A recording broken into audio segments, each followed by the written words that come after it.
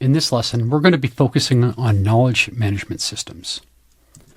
And in his book, The Great CEO Within, Matt Mochrie dedicates a whole chapter to the company folder system and wikis. But why? Because this is something that doesn't come naturally to everybody, but I think it's actually critically important to creating a scalable business. Disclosure, I love Wikipedia. Yes, I'm biased. One of my friends was the director of business development when it was still headquartered in St. Petersburg, and I used to go down there and do pro bono consulting for them. But that is not why I think they are awesome. They are awesome because they understood the foundation of the internet was the links between sites and pages. Wikipedia is awesome because it executes links incredibly well. Links are the foundation of the web. The links form the literal web. Links are the foundation of your knowledge base. Links are the foundation of your knowledge's visibility and discoverability.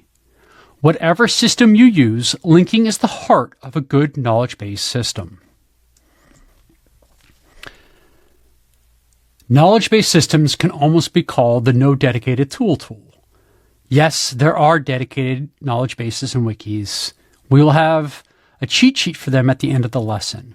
And yet, this is the system many companies do not have an explicit tool or process to manage. You can use a wiki, you can use a dedicated knowledge base tool, or you can use a folder drive, or you could use any one of your other systems to serve its purpose. The thing is, it must be managed. It must be strictly enforced. And ideally, for most situations, it is part of one of your other tools, the tool that is the cornerstone of your organization and processes. For many organizations, that is your project management system. Generally, the worst solution is a folder drive like Google Drive, but that is still better than nothing. To manage knowledge effectively, you need to start with sensible defaults. So don't allow for bad file names. Enforce consistency when someone doesn't follow a default or follow the process. Make sure that deviations are explicitly fixed. So let's talk about the account-based knowledge-based structure. This cheat sheet will cover some of the basics, including 1. Use consistent names. 2. Have an internal versus account-specific prefixes. And in the previous example, I used pub or open book versus pri or for private to denote the purpose of the account channels. In this example, the ints for internal may be used for all grouping of internal items. 3. Prefixes. Consider emojis for ease of identification. And 4. Consider adding status indicators to documents or files. This makes it very easy to see the status of documents without having to open them. In the example account knowledge-based structure below, we have a nested document or folder structure. At the highest level, we would have a level for all accounts. Below that, we would have the account-specific level. And then we would have folders for the weekly, monthly, and quarterly cadences. The reason they are broken out like this is that each cadence uses the same templates, and you will likely use the last update as the beginning point for your next update. Inside of each of these folders, we start to capture the appropriate information as necessary for each occurrence of the cadence. The monthly level will be reflected for each month with its own folder, document, or subdocument. And we do the same thing on a quarterly basis. We also explicitly track all things contractual. We make sure we track all the contract info, the contract itself, the key contacts, the escalation policy, and the deliverables. A frequent cause of failure is not delivering on the contractual requirements. Even if lots of effort has been made in good faith, you solve that by constantly referencing your contractual promises and the current status of those deliverables. And we add a status indicator for each page or file, so it's very easy to scan what's going on. This looks daunting, and it is, and yet it isn't. You're probably doing a lot of this just slightly more haphazard, and you just need to button it up a little. And really, the process here is about repeatability. A good structure like this makes bringing someone new on board easier, and it makes it easier to scale. Naming matters, and there are very good articles and books about the importance of naming. This is one of them. Hopefully, you will have worked in organizations where naming was done well and done poorly.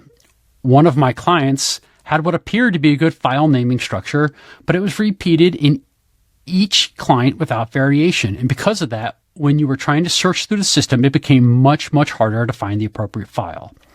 It took a couple of days of dedicated labor to have their executive assistant rename all the files. That investment of 10 to 20 hours saved at least 1 hour per week per employee going forward. Some of that could have been solved with better linking, but this is about consistency to make things easier to search for and find. Changing the file names in that situation made finding all the right content extremely easy. And you can change this. You can adjust it as necessary for your team or your company. Just focus on consistency and making sure that you've thought through the process. The process of implementing a process for knowledge management is about predictability for your employees and your clients, because consistency and predictability is key to scaling. So as part of a knowledge management system, we need to talk about templates and the instantiation of templates. A good rule of thumb is that everything will have a template. A template should be used or instantiated for every event or occurrence of a thing. We have already shown off a few simple templates in the first few weeks. We had an SOP template. It should be used for the creation of each SOP. We had a simple meeting template. It should be used for the appropriate meetings. The whole concept harkens back to repeating some of the patterns that I've already discussed. First, it is easier to edit than author. This AI-generated image on the right shows starting from a blank page as step 1. In step 2, there's a little context framing. This makes it easier to get the work done faster. Do not create a new approach every time. Rather, start with the basic template to kickstart your efforts faster. If everything you do is done through the lens of an MVP approach, you always start with the previous efforts and refine further with further usage. Second, don't make me think. We don't want just our customers to avoid having to think on how to do things. We want our employees to avoid having to think to know how to do something. I attended a great conference on maintenance and engineering best practices, and one of the lecturers was a research doctor, the PhD kind, and he discussed a lot about mistakes and how mistakes were made when we made intelligent people think about unimportant things. His argument was that the more structured employees' routines were, the more they could use their brain power on important stuff instead of figuring out how to do the unimportant stuff. Both the don't make me think philosophy and the edit not author philosophy are about empowering people to focus on what's important instead of trying to figure out how to do the basics. The purpose of knowledge management, the purpose of SOP development, the purpose of both of these is to create a scalable business. A scalable business is a saleable business. This is what makes franchises hum. This is why franchises grow. They do knowledge management, which includes SOPs better than most companies. It's the process of focusing on knowledge, which will level up your team and your company and create your ability to have a higher multiplier when you are ready to sell your organization. Until then, this process will reduce the key man risk for yourself and for your other key employees. So this is a cheat sheet on knowledge management systems. There are a bunch of them. Confluence is probably the most famous. It's from Atlassian. The others include Slight, Slab, Tetra, and Nucleano. Notion, which is very easy to use, but maybe it's a little bit more freeform by default than you want. Outline is out there, and as well as Spacely. And if you're already using Google Drive, Spacely can convert those documents and turn it into a knowledge-based system relatively easy. A knowledge-based system relatively easy. If you do hate yourself or your employees, you can use Google Drive or Microsoft SharePoint directly. Those are not the best systems, but I have seen great knowledge bases built on them. Now, I've mentioned this note on a few other situations, but the knowledge base is frequently part of another system. In fact, in my opinion, it's ideal to have your knowledge base be part of your project management system. If you can do it, I've seen it work the easiest for your team when it's part of your project management system. One of the things that you don't want is to use multiple systems. Let's say you're using ClickUp for project management, which has a very good docs and file management infrastructure and structure directly built into it.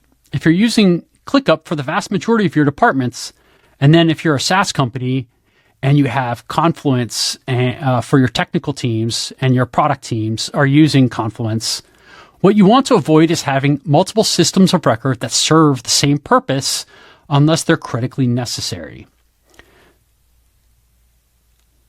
To wrap up, I would recommend using the knowledge base that's part of your project management system, or using something like Spacely if you already use Google Drive and you want to make it easier to adapt. Otherwise, any of the options could potentially serve your purposes. The key thing here is to make sure you follow through with enforced usage, because you need to use the knowledge base rigorously and purposefully. And don't forget to mimic Wikipedia and link to everything, everywhere.